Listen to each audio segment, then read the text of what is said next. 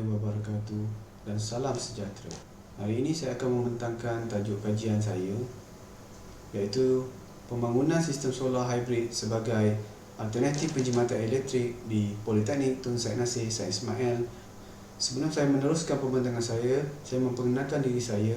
Nama saya Khairil Fazli bin Racuk selaku pembentang, dan dua lagi rakan yang menjalankan kajian ini, iaitu Khairunisa binti A. Rahman dan juga Muhammad Afandi bin Muhammad Ali. Sebagai pengenalan, tenaga solar merupakan sumber tenaga yang bersih, boleh diperbarui, bebas pencemaran dan tidak memberi kesan terhadap pemanasan global. Solar tersedia hampir di seluruh dunia selagi kawasan itu menerima cahaya matahari, di mana ia adalah percuma dan satu sumber yang tidak perlu dibeli sebagaimana minyak dan juga arang batu. PTSN mengambil langkah awal dengan menjalankan kajian dengan membangunkan sistem hybrid solar yang akan dipasang di 2 unit gazebo di PTSN. Menurut Dasar Teknologi Hijau 2009, iaitu mencari ketidakbergantungan tenaga dan mempromosikan kecekapan tenaga.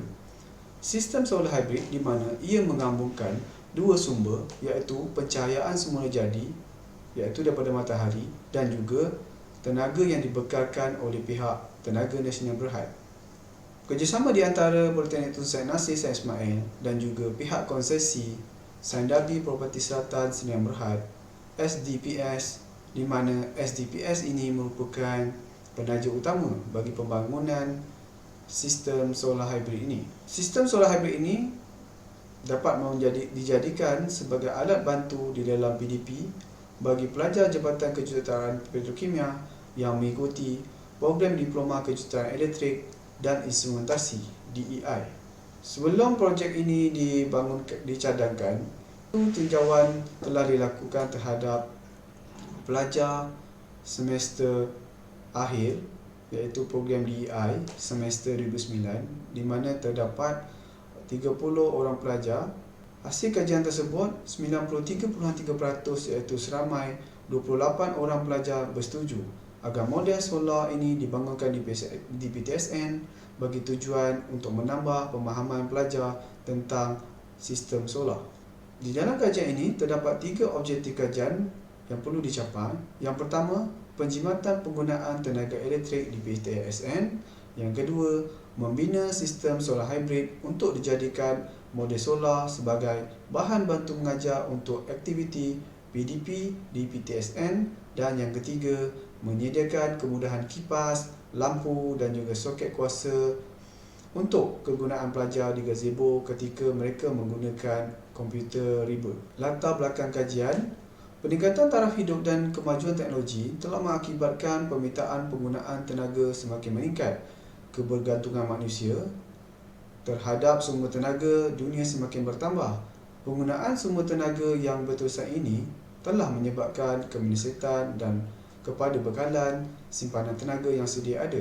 Ini dipetik daripada tulisan Lalit Keja pada tahun 2019. Seterusnya, dunia akan mengalami krisis kekurangan tenaga bagi sumber gas asli dalam tempoh 60 tahun, dan jangka hayat arang batu pula hanya mampu bertahan selama 130 tahun dari sekarang. Kesan pencemaran dari penggunaan sumber tenaga masa kini dapat dikurangkan dengan pengaplikasian teknologi hijau. Satu alternatif bagi sumber tenaga baru, iaitu renewable energy, yang kian menjadi pilihan ialah tenaga solar. Penjinaan tenaga yang diperolehi dengan pemasangan PV, iaitu photovoltaic panel suria dalam pelbagai bentuk, di mana yang pertama, ia boleh dipasang dalam keadaan dipasang di atas bumbung dengan kadaran voltan rendah. Yang kedua, boleh dipasang di ladang fotovoltaik dengan cagak di atas tanah. Yang ketiga, bagi kemudahan pemeteran tenaga bersih ataupun net energy metering. Dan yang keempat, bagi peruntukan jana diri atau self-consumption SELCO.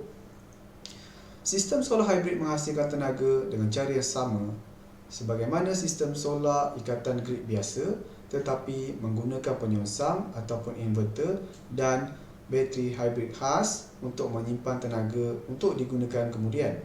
Dalam sistem solar hybrid, Komponen-komponen yang penting terdiri daripada panel fotovoltaik ataupun yang biasa kita panggil PV panel. Yang kedua, dia perlu ada solar controller ataupun kawalan pengecasan.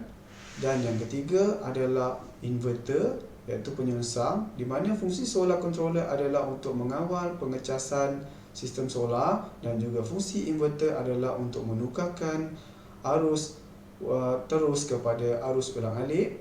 Dan komponen yang ketiga adalah bateri itu sendiri sebagai fungsi penyimpanan tenaga, iaitu kita gunakan biasanya lead acid battery. Ini adalah menunjukkan satu sistem solar hybrid yang dicadangkan untuk dipasang di gazebo PTSN. Kita lihat kepada metodologi kajian. Kajian ini dilaksanakan melalui pembahagian 3 komponen kerja, iaitu yang pertama perancangan, yang kedua reka bentuk pemasangan, dan yang ketiga analisis dan penyelidikan. Kajian yang pertama kita memperolehi bahan sebagai bahan bantu mengajar dan pembelajaran, yang kedua sumber tenaga yang boleh diperbarui, yang ketiga menjimatkan penggunaan tenaga elektrik, yang keempat implikasi keuangan, kelima kos penyelenggaraan yang rendah, yang keenam penyelidikan, dan akhir sekali adalah dari segi output. Sekali kesimpulan dan juga cadangan penambahbaikan. Kajian ini telah mendapat sokongan dan komitmen sepenuhnya daripada pihak pengurusan atasan Politeknik Tun Sri Nasir Tan Ismail dan juga syarikat konsesi Sandabi Property Selatan SDPS yang Berhad. Sasaran utama projek inovasi ini, penggunaan tenaga elektrik dapat dijimatkan dan juga pencemaran terhadap alam sekitar dapat dikurangkan. Selain itu, kajian sistem solar hybrid dapat memudahkan proses pembelajaran pelajar PTSN, khususnya bagi pelajar program Diploma Kejuruteraan Elektrik dan Instrumentasi. Kolaborasi dengan syarikat-syarikat pembuat solar akan diutamakan bagi mengekalkan peredaran teknologi terkini dapat direalisasikan. Rentetan dari kajian ini, beberapa penyelidikan akan dijalankan, di antaranya ialah penerimaan tenaga solar dan kaedah penyimpanan tenaga solar untuk proses kelestarian. Terdapat beberapa cadangan projek solar yang akan diteliti pelaksanaan di PTSN, di antaranya perancangan pembinaan ladang solar, iaitu solar farm, dengan skala yang lebih besar di mana ia boleh memberikan impak yang lebih banyak di dalam tujuan penjimatan tenaga seperti memasang panel solar di bumbu parkir kenderaan pegawai, parkir bas dan juga kafeteria. Sekian, terima kasih.